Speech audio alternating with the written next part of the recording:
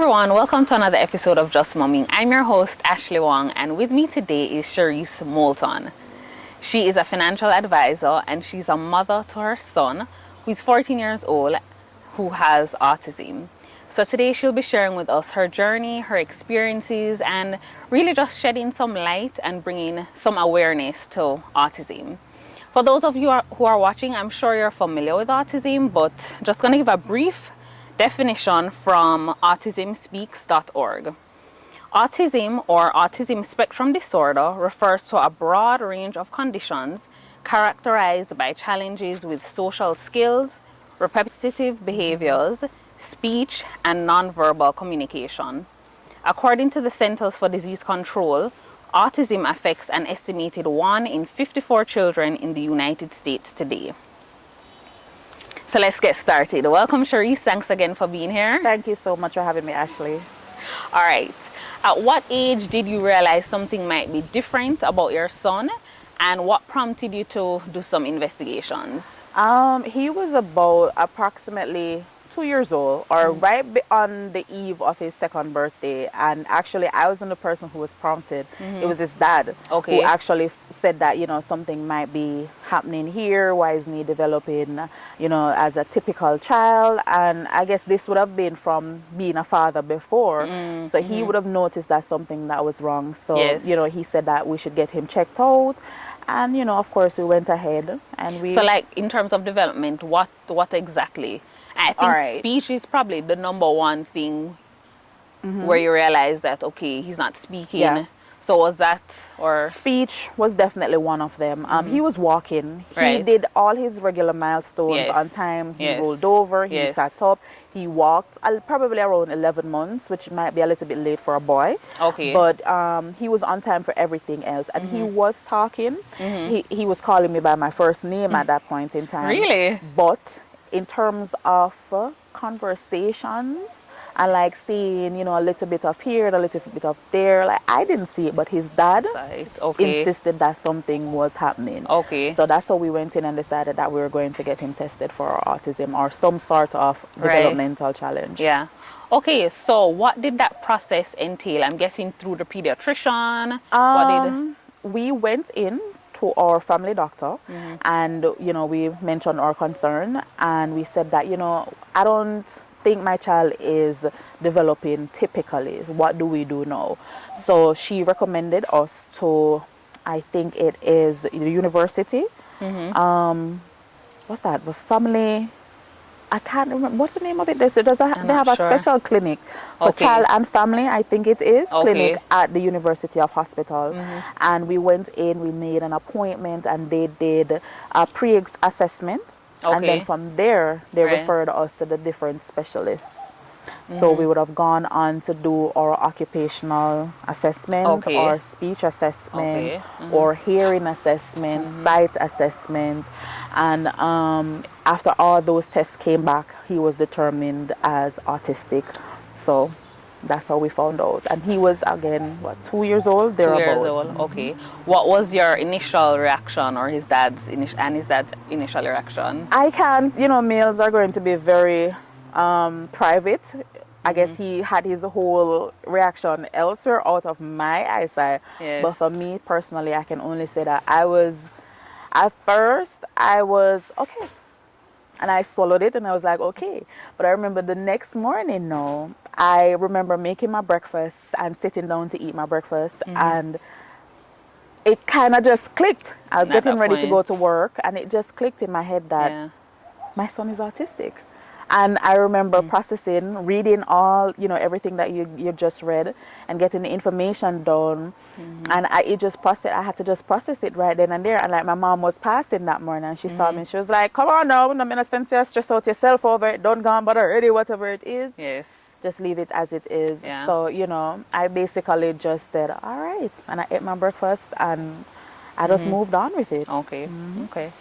All right, and then what was the next step? I know you mentioned therapy, so I guess did he do? Yes, he did. Yes, he did. In the initial stages, we did get some therapy for him. And from there, it would have been finding the proper school. And at that point in time, Cesar was already in preschool. Okay. So I didn't think it was 100% necessary for me to move him just yet, because at that point in time he was functioning as a typical developed Okay. children Okay. was, Playing fine with the playing kids. Okay. everything. He Okay. could name all his numbers just the same, all Okay. his colors. He was still speaking a little bit. He could count in Spanish at that point Wow. in time, even though he was autistic. Okay. And so I probably that's why I was so hesitant to accept that he was, something was happening, because he was developing perfectly. But in the earlier stages, he was in regular schooling, regular preschool. He went on. From there, I moved him though when he reached about, I think it was about 6 years old. I had to get him now registered in the Joshua at Solid Base. Okay. Joshua School for the Children with Disabilities at Okay. Solid Base, and that's in Spanish Town. Okay. So that's where he ended up from there. Okay, okay. So just tell us a bit more about your journey, and which resources did you find helpful? The journey, as any person can actually even imagine, it has been one with a lot of ups and downs and smiles and cries. It has, I don't like to use the word challenging, because, it's a different experience. So it being different, it's more than, it will come with challenge. I just call it as being a different experience. I've overcome a lot of, difficulties, Yes. a lot of challenges, a Yes. lot of bumps in the road where, his development is concerned. But for me personally, I go with the flow. Yes. To be honest with Yes. you. So where he's concerned, it has taught me like patience on a whole different level. Yes. Patience on a Yes. whole different level. So I try not to rush him as much, or force him to be, what I would want him to be, or whatever version of a child I had in my mind. So it has been, it's been good. Okay. I can't find another word to describe it. It's been good. Okay. At the end of the day, it has been good. Okay, okay. The resources. Oh, which the resources? Yes. resources. Which resources did you find to be useful? Do you really want me to answer this question? Yes, yes, definitely. All right. So in Jamaica, the resources are little to non-existent, I'm going to tell you. And if they do exist, they are super, super, super expensive. So for government assistance in terms of that, I know a lot of persons might be interested in finding out what government resources exist out there. I personally, whereas speech therapy, which is one of the most important things, the same occupational therapy and the same behavioral therapy, Yes. where those are concerned, I'm not 100% certain, but to the best of my knowledge, those are not available freely. So you have to get these done You have to do it privately. And this is where the costs go all the way up. Right. So in terms of resources, I can only speak for one Yes. that I've actually benefited from, and that is a grant that we got from the Jamaica Council for Persons with Disabilities. Back in maybe about 4 or 5 years ago, we got something, or I was granted some money to put into my business. Okay. At the time that I had a little online store. Yes. And, they saw it fit to say that, okay, we want to issue this money to you so that you're able to earn some more money to help support your child. Awesome. Because at that time, I don't know, so Yes. they saw it fit to say, okay, let us see Yes. what we can do for this mother and her child. So they gave me that grant. Apart from that, No. Okay. Okay. I don't okay, know. Okay. To be honest. Okay. In terms of schooling, is he still going to school right now? No. What are things like right now with him? Cesar no is for my schooling, especially in this particular moment, especially in the pandemic. Yes. Cesar is being schooled by myself. Okay. I'm being trained by YouTube. Okay. So Yes. and the Dr. Google, thank you for Dr. Google. Right. So I've actually gone through, I've downloaded everything that I've needed to download. I found all the videos that I would need to find on YouTube. Because for me, I found found that there are a lot of persons who are advertising that okay, we have a school for autistic children. We teach autistic children. I'm an autistic specialist and I have experience in this area. But at the end of the day, for me, it has been really like I've been paying for an expensive daycare. So, I mean, I've had one terrible, terrible, terrible experience. And this is what really, where I made a decision that, guess what? I am no longer going to go through this. Cesar Terrible has, experience at what? At a school? At a school. Okay. And okay. this wasn't a private school. This was actually a government school for children with disabilities. Okay. And when I don't even want to say it on camera. Okay. It was really awful. Wow. Awful. Wow. Okay. Yeah. So that situation, I guess I gave up on whatever the government was trying to achieve, whereas as people with disabilities, whether it be autism, Down syndrome, I guess I just lost hope at that point in time. And I said, rather than spend all this money, because taking care of a child with autism is really expensive, rather than spending all this money to try and see what can be done, how can I help him? Can you help my child? I'm willing to pay you this amount of money. I said, you know what? Whatever they're doing with all their experience and all their qualifications, this is like, I can do this. Okay. I can do this. I can do this myself. Yes. So yes. I love arts and craft. Okay. So you take me to a stationery store and leave me there, you can't find me again. Yes. So this is just something that I just love to do. So I do that for him, like right now. So you've been homeschooling him for about how long? 2 years. Okay. Okay. 2 years? Well, 2018, I guess, would make it the third year. Okay. But since 2018, I think it's 2018, yes, 2018, I normally have someone tutor him. So he would go to a school and they would tutor him as an autism teacher specialist, and they would tutor him. Yes. But, you know, I'm completely gave up, as I said, done. And then I decided that I was going to do it. Okay. Okay. All right. What advice would you give to persons in terms of supporting other parents who have a child with autism? Give us money. Okay. Give us money. Like take. You can come and get him like at any given point in time. But no, like, because I feel like a lot of the time, with you know, sometimes you're just not sure what to say. How do you help? So, all right. So, if you have a friend and they were either their child was recently diagnosed with autism, one of the most important things that you can do is just be supportive. And support really, as you said, how can you support? Support really just means including the persons just the same. Don't allow them to feel alone, and isolated. Yes. You know, try and include them as much as possible, go over as much as possible. It is an uncomfortable situation or an uncomfortable conversation that you might want to have, because they won't know much, you won't know much, and they'll be able to just share with you as you go along.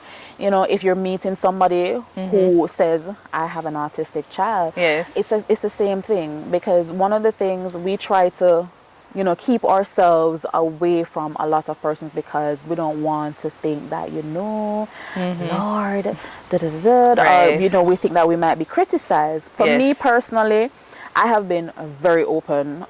So you're going to come into my situation. This is what it is. So from the onset, you have to tell me whether or not you can. I'm not even judging you. I tell you that my son is autistic. Yes. So one, newly diagnosed, still include them. Do not let them to feel isolated. I'm not even saying like, you know, go out for little girly mani-pedis or whatever it is.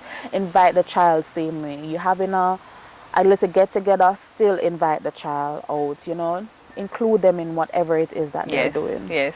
So, and again, you know, we'll take money. That's okay. We don't mind if whatever information it is that you come across, you know, feel free to send it our way. Because I remember I had a client who is overseas. And he found out that my son was autistic. And he went online because Yes. he has a niece who was autistic, Yes. and he sent me, oh, sorry, or something. And I was like, boy, Sherece, me sorry, so no, in Canada, you know, because da da da da. So it's like when he sent me that, it just kind of reaffirmed to me that, okay, you know, He cares. He cares. Yes, So yes, yes. cared enough to actually go and research Yes, all of this and yes. send it to me. So it's Yeah. just yeah. show, be supportive. Yeah. You know. Yeah, yeah.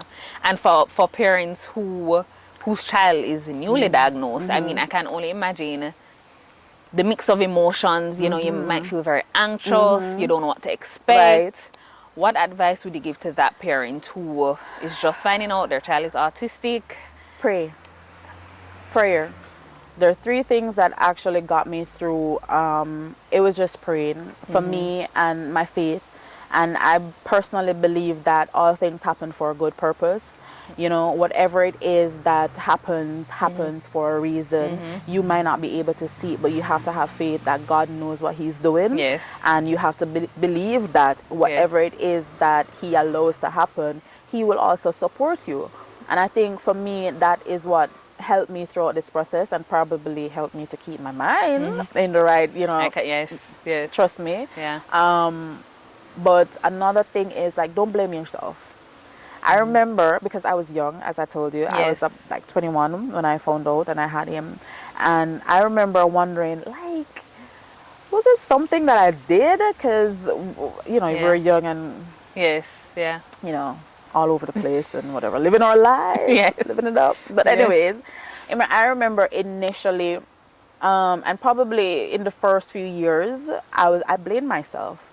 And I wondered if this was something that I did, or what is it that I did wrong during pregnancy? What is it that I did in the early stages of birth? But then as I went on, and the more research I did, and the older he got, I said to myself that this is how the faith came in. Like, pray. Like, there's nothing that I could have done or couldn't have done differently. Or done differently. Right. Yes. Because, you know, they say that no one knows why autism happens. They don't know if it is a result of the gene mutation. They don't know if it is from the mom, if it's from the dad, although they do say it's from the dad.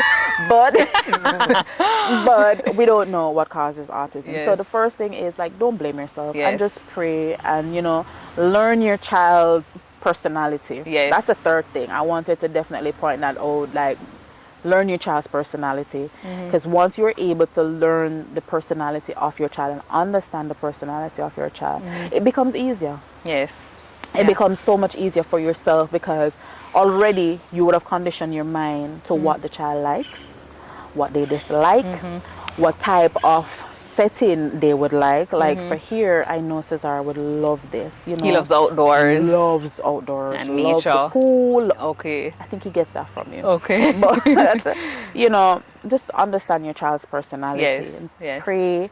Don't blame yourself, and understand your child's personality. I think that's excellent advice. Yes. Thank you. All right. What do you want the public to know about autism? Because again, I feel like there's a lot of misconceptions out there. So what do you want others to know? Firstly, information starts with, you have to start informing yourself.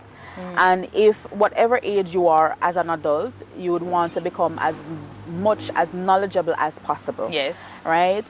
Know what it is that is happening around you. And if you go out and you see this child and you're with your child, this is a teachable moment for your child. You know, your child is obviously going to be like, what's going on here? I've gotten that a lot. Okay. And I'm the type of mom, though, that I'd be like,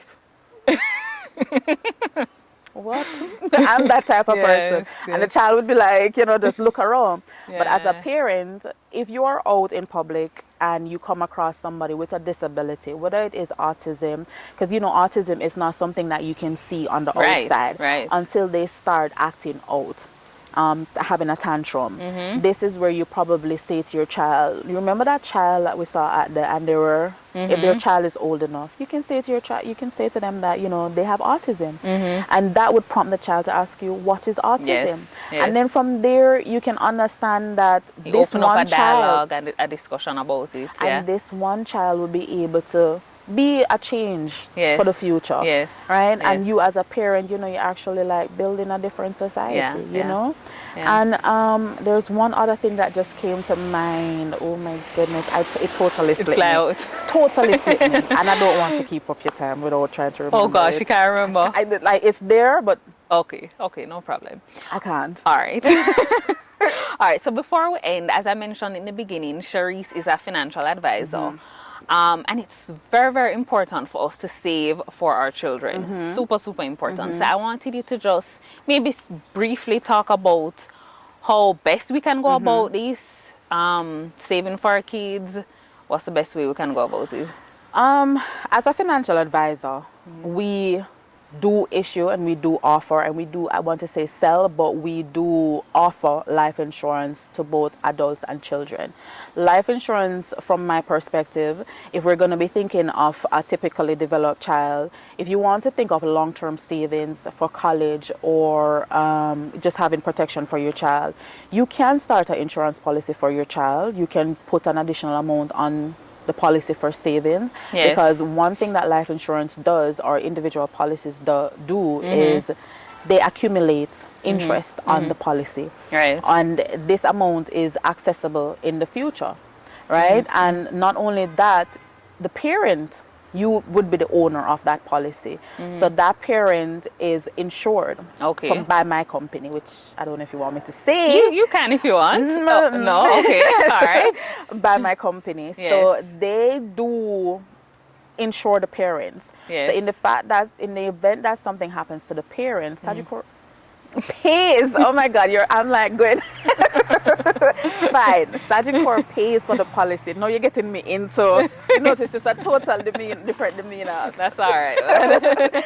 Sagicor pays for the policy for the child until they reach to a certain age. You decide what the vesting age of the policy is, and vesting is if the child gets to age 25, they take over the policy, and this ensures that whatever dream you would have had for the child, it still becomes a reality. As an autistic parent, or for autism kids even, or for disabled persons in general, it helps, because if the owner becomes disabled, this policy goes on until retirement. So you do know that when they get older, something is there to help support them. So saving with as little as, you know, $1,000, $2,000, policies, it varies based on the cost. I know you have a toddler. For her, it would be like $200 to get a policy, life insurance policy for her. And that $200, a portion of that is actually paid into what we have called an interest fund. So that interest fund accumulates every year, and it keeps growing and growing and growing. So it, you know, that's a typical way. Other ways are, if you want to save in lump sums, you can. If you want to save for a 10-year period, you can. We do have one. Why am I doing this? I'm like selling. Like, why you ask me that question? I'm sorry. Why you ask me that question? But no, but it's important. It's really important. Kids are not cheap, and we need to ensure that we have something in place. So true. As you said, even if it's $1,000 a month, whatever it is, we need to make sure we have something in place. Based on your affordability. And the earlier you start, the better. The better, yes. Because if you say, it doesn't make any sense, you say that, okay, I want my child to become such and such, and I have this goal for my child, or I'm raising a future doctor, y'all. You have to start from the day the child is born. I have persons coming in and they say, oh, I want to have a college fund for my child. I'm like, the child has like 4 more years to go to college. Then you know that you should have started, at that point you would have been starting very late. Right. So unless you're gonna be like forking out like $50,000 per month to actually ensure that within the next 5 years you have university tuition pat. But you so as the child born, you start. Once you can, you start. Yes, definitely. Thank you so much again, Sherece. Thank you. I mean, I really appreciate this. You're welcome. All right. It's my pleasure. Thank you again. Alrighty. All right. Bye, everyone. Thanks for tuning in. I really hope you enjoyed that video. Please remember to like, share, subscribe, and don't forget to leave a comment as well. I really want to hear from you guys. Let's share, let's connect, let's build this Just Mommy community. Thank you so much again.